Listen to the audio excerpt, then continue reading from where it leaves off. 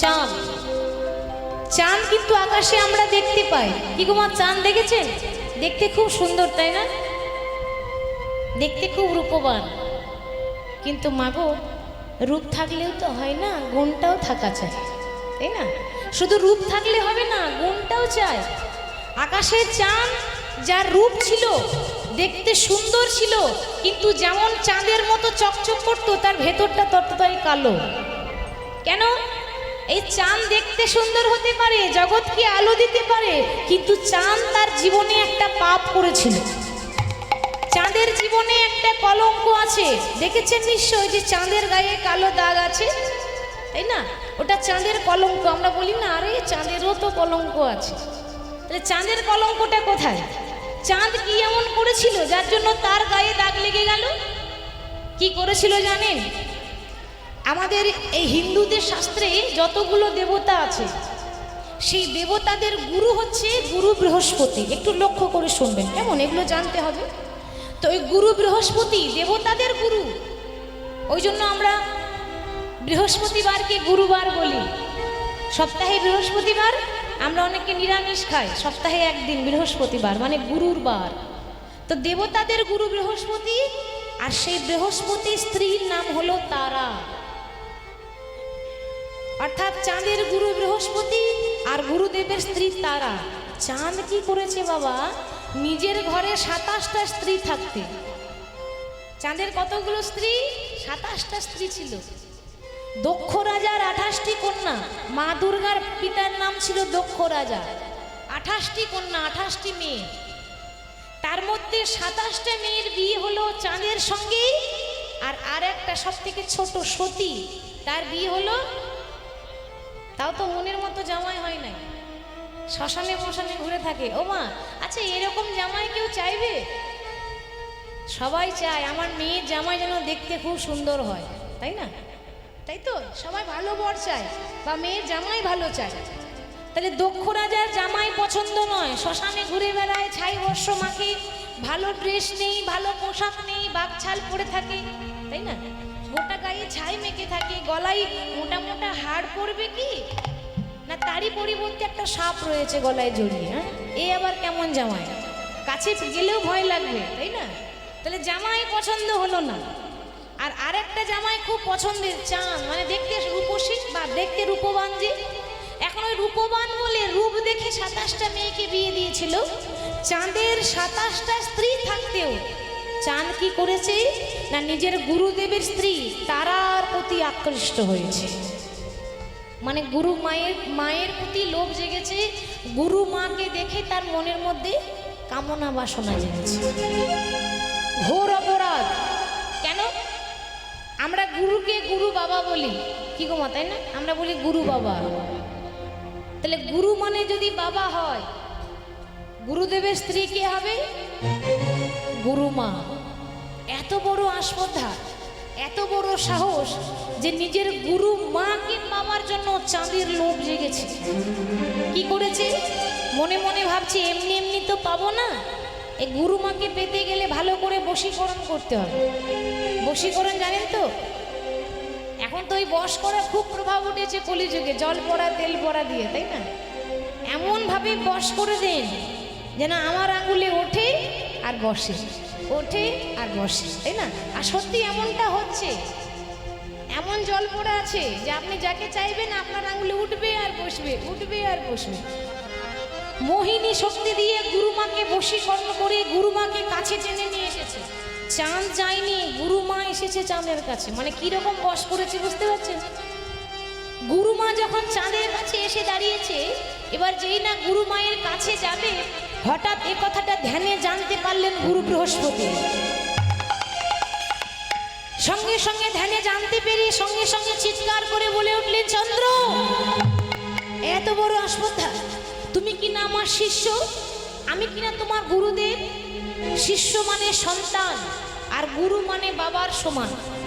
পৃথিবীতে এত এত নারী রয়েছে, এত এত রমণী রয়েছে, তুমি আর কাউকে পেলে না, তুমি আমার স্ত্রীকে পেয়েছো, তোমার গুরু মায়ের প্রতি আকৃষ্ট হয়েছো। তোমার খুব রূপের অহংকার, তাই না? রূপ বেশি দিন থাকবে না, আজ আছে কাল নেই, তাই না? রূপ যৌবন আজ আছে কাল ঢলে পড়বে, ওটার কোনো মূল্য নেই।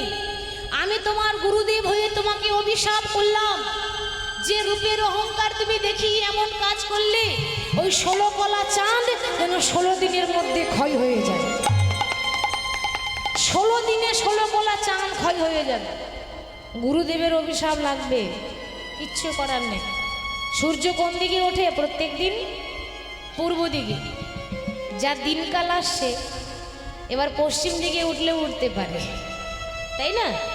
যা দিনকাল আসছে সবই উল্টো, মানে সূর্য এবার পশ্চিম দিকেই উঠবে, বলা যায় না। তাহলে সূর্য পূর্ব দিকে পশ্চিম দিকে উঠলেও উঠতে পারে, কিন্তু গুরু বাক্য কখনো লঙ্ঘন হবে না।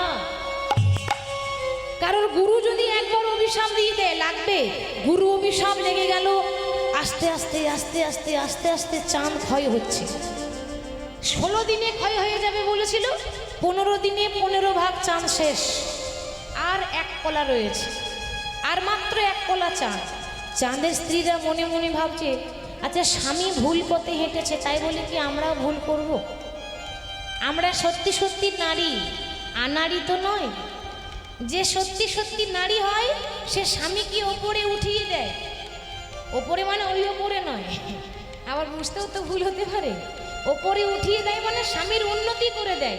আর যে আনাড়ি হয় সে নিচের দিকে নামিয়ে দেয়। মানে নারী ইচ্ছা করলেও আপনাকে স্বর্গে তুলতে পারবে, আবার পাতালেও পাঠাতে পারবে, একটা নারী ইচ্ছা করলে। তাহলে আমরা নারী, আমরা চেষ্টা করব স্বামীকে সঠিক পথে ঘুরিয়ে আনার। এবার 27টা স্ত্রী ওই গুরুদেবের কাছে গিয়ে বললেন, গুরুদেব, গুরুদেব রক্ষা করুন, দয়া করে অভিশাপটা ফিরিয়ে নিন। দেখো মা, অভিশাপ একবার দিয়ে দিলে আর ফিরিয়ে নেওয়া যায় না। মুখ থেকে যেটা একবার বেরিয়ে গেছে সেটা আর ফিরিয়ে নেওয়া যাবে না। তাহলে কি কোনো উপায় নেই? আপনি আমাদের গুরু, মানে বাবার সমান, আমরা আপনার মেয়ের সমান। তাহলে বাবা হয়ে এমন অভিশাপ দিতে পারলেন যে মেয়েগুলো বিধবা হয়ে যায়? কোনো বাবা চাইবে যে আমার মেয়েটা বিধবা হয়ে যাক? চাইবে না। তাহলে আপনি যদি সত্যি সত্যি গুরু হয়ে থাকেন, তাহলে আপনি নিশ্চয়ই আমাকে বিধবা হতে দেখতে পারবেন না, অভিশাপটা ফিরিয়ে নেন। বলে, দেখো মা, অভিশাপ তো ফিরিয়ে নেওয়া যাবে না, তবে একটা আশীর্বাদ করছি। কি আশীর্বাদ? তোমরা যদি তোমাদের স্বামী চাঁদকে ফিরিয়ে পেতে চাও, তাহলে চলে যাও ওই 27টা নারী 27টা ঘোড়া নিয়ে চলে যাও প্রভাস তীর্থে, প্রভাস নদীর তীরে। ওই প্রভাস নদীর তীরে প্রভাস নদীর জল 27 ঘোড়া জল আনতে হবে। 27 ঘোড়া জল নিয়ে যদি চাঁদের মাথায় ঢালতে পারো, তবেই কিন্তু চাঁদ আবার পুনরায় ঠিক হয়ে যাবে। এখন যে জল আনতে যাবে, চাঁদকে রাখবে কোথায়? জায়গা খুঁজে পাচ্ছে না। হরি বল। এবার কি করেছে জানেন? তারা ছুটে গেলেন ভোলানাথের কাছে। সম্পর্কে জামাইবাবু হচ্ছে না, তাদের সম্পর্কে ভোলানাথ জামাইবাবু হচ্ছে, মানে মা দুর্গার স্বামী তাদের জামাইবাবু।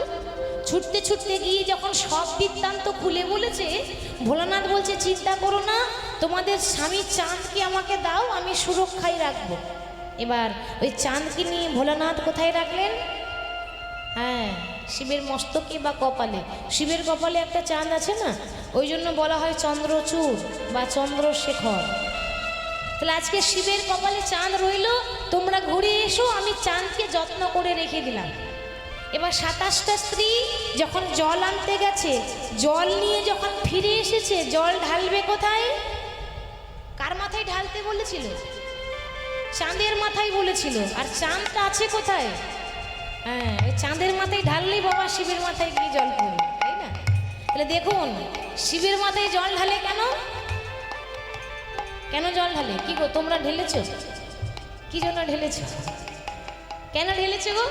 ভালো বর পাওয়ার জন্য, তাই না? তাহলে যাদের বিয়ে হয়েছে তারা কি করতে যায় ওটা জানা নেই, জেনে বল। হরি বল। ভালো বর পাওয়ার জন্যে, হরি বল। তাহলে তারা জল ঢালছে, 27টা স্ত্রী দাঁড়িয়েছে, জল ঢালছে চাঁদের মাথায়, জল গিয়ে পড়ছে শিবের মাথায়। নমঃ শিবায়, নমঃ শিবায়, হরে হরে ভোলে, নমঃ শিবায়।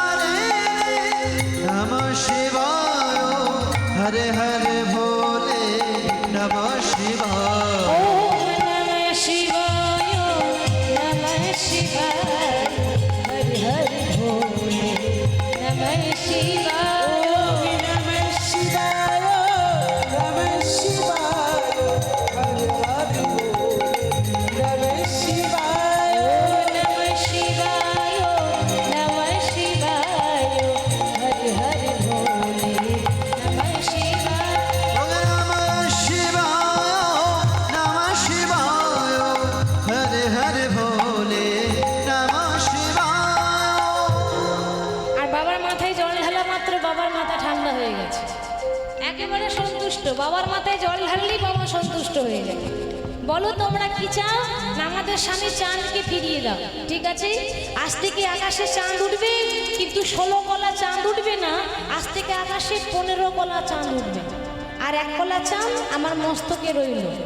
শিবের কপালে চাঁদটা রয়েই গেল, আর বাকি 15 কলা চাঁদ আমাদের আকাশে ওঠে। ওই জন্য 15 দিন পূর্ণিমা হয় আর 15 দিন অমাবস্যা হয়। বুঝতে পারলেন? 15 দিন পূর্ণিমা, 15 দিন অমাবস্যা। কেন? ওই 15 কলা চাঁদের এটা নিয়ম। তাহলে সেই চাঁদ আজকে বৃন্দাবনে উঠেছে। শারদ চন্দ্র, শারদ মানে শরৎকাল, শরৎকালে রাসলীলা হয়েছিল। তাহলে শারদ চন্দ্র পবন মন্দ, পবন মানে বাতাস, এটা বাইরের কথা, ভেতরের কথা নয়। বৃন্দাবনে পবন বই মন্দ মন্দ, আজি পবন বহি মন্দ মন্দ, আজি পবন বহি মন্দ মন্দ, ভোর বহে মন্দ মন্দ, আজ রাধা গোবিন্দের রাসলীলা দেখে পবন বহি মন্দ মন্দ, আমার রাধা গোবিন্দের রাসলীলায় পবন বহে মন্দ মন্দ, আজ রাধা গোবিন্দের রাসলীলা, আজ 16 কলা পূর্ণ শশী, রাধা গোবিন্দের রাসলীলা, কলা পূর্ণ সচি, ও রাধা গোবিন্দের রাসলীলা, ঘোষল কলা পূর্ণ সচি, রাধা গোবিন্দের রাসলীলা, ঘোষল কলা পূর্ণ সচি, রাধা গোবিন্দের রসলীলা ষোল কলা পূর্ণ সচি, রাধা গোবিন্দে রসলীলা ষোল হরি হরি হরি হরি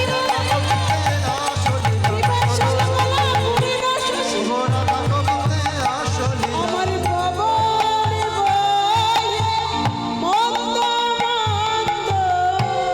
পবন বহে মন্দ মন্দ, শারদ চন্দ্র পবন বন্ধ, বিপিনে ভরল কুসুম গন্ধরে। আজকে বৃন্দাবনে ফুল ফুটেছে। কোন ফুল?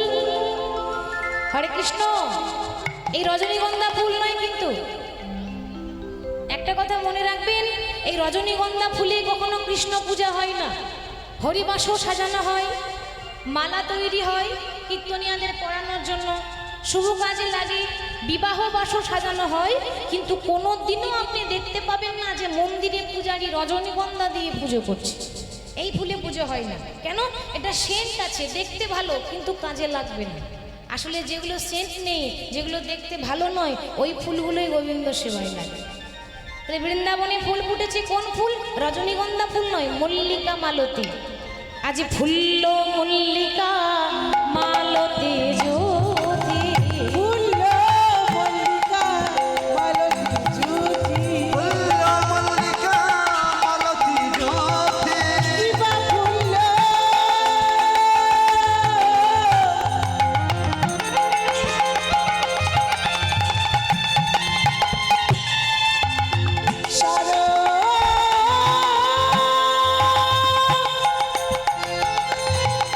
শারদ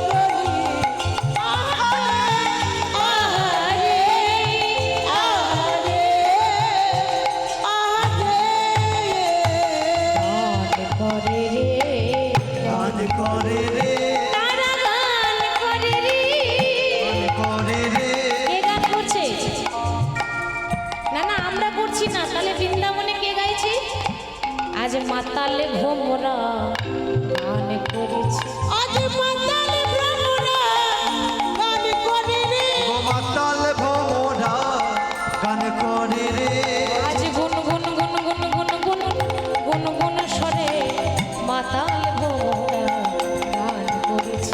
তারা গুন গুন গুন গুন গুন গুন গুন গুন স্বরে মাতাল ভ্রমরা গান করে রে। বৃন্দাবনে ফুল ফুটেছে আর ফুলের ওপর ভ্রমর গান করছে। কি গান করছে? ফুলের কানে কানে বলছে, ওহে কুসুম, বহু ভাগ্যের ফলে আজ তুমি প্রস্ফুটিত হয়েছ। এরকম সৌভাগ্য প্রতিদিন হয় না। তোমাদের ভাগ্য ভালো ছিল, তাই আজকে রাসলীলার দিনে এত এত ফুল ফুটেছে। তা আমি এই ফুলগুলোকে বলছি, আপনাদেরকে দেখে না মনে হচ্ছে একটা করে ফুল ফুটেছে, আপনাদেরকে দেখে ফুলের মতো লাগছে। তো এই ফুলগুলোর কাছে হাত জোর করে অনুরোধ করব, যেমন ভাবে ফুলের মতো ফুটে আছেন শেষ পর্যন্ত ফুলের মতো ওইভাবে ফুটে থাকবেন তো, ঝরে পড়বেন না তো? ওই তো ঝরে পড়ছে, এই দেখুন আপনার পাশে। ঝরে পড়লে হবে না। কে কে জেগে থাকবেন একটু হাত তুলে দেখান দেখি। আর পেছনে হাত তুলছেন না, তার মানে আপনারা ঘুমাবেন।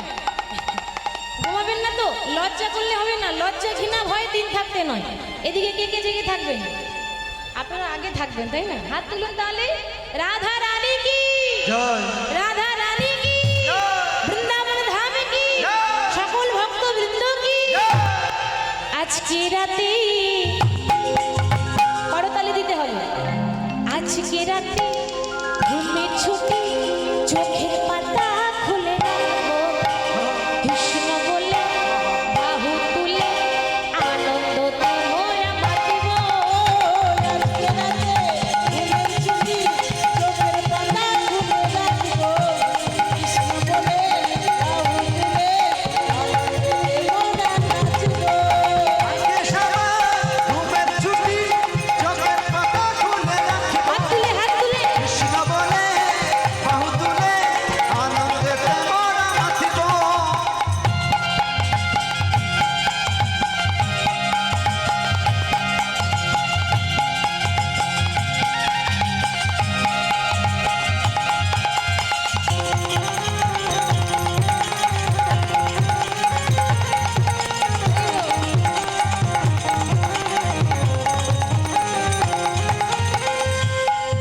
আজকে কে কে জাগবে? আজকে ঘুমের ছুটি, চোখের পাতা এরকম করলে হবে না, একেবারে এরকম করে থাকতে হবে, বড় বড় করে তাকাতে হবে। তাহলে আজকে কে জেগে থাকবে? ও গো চাঁদ জেগে থাকো, ও গো তারা জেগে থাকো, ও গো চাঁদ জেগে থাকো, তারা জেগে থাকো, ও গো চাঁদ জেগে থাকো, তারা জেগে থাকো। ও গো চাঁদ জেগে থাকো, তারা জেগে থাকো, ও গো চাঁদ জেগে থাকো, ও গো তারা জেগে থাকো। ও গো চাঁদ চাঁদ জেগে থাকো, ও গো তারা জেগে থাকো। আজকে রাতে ঘুমের ছুটি, চোখের পাতা খুলে রাখবো, কৃষ্ণ বলে বাহু তুলে আনন্দতে মোরা মাতিব। সবার ঘুমের ছুটি, চোখের পাতা খুলে রাখবো, কৃষ্ণ বলে বাহু তুলে আনন্দেতে মোরা মাতিব।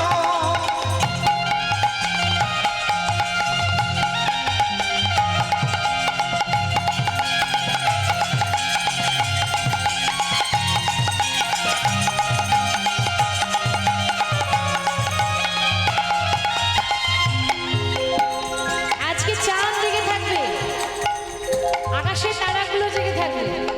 আর কে জাগবে? কি গো, আপনারা জাগবেন না? কথা দিচ্ছেন? কথা দিয়ে কথা রাখতে হবে, কিন্তু ঘুমিয়ে পড়লে হবে না। হরি বল। আজি তোমরা জেগে থাকবে আর আমরা জেগে থাকবো। আজ তোমরা জেগে থাকবে, আর আমরা জেগে থাকবো। আজ তোমরা জেগে থাকবি, আমরা জেগে থাকবো। ও তোমরাও জেগে থাকিবে, আমরাও জেগে থাকিব। আজকে রাতে ঘুমের ছুটি,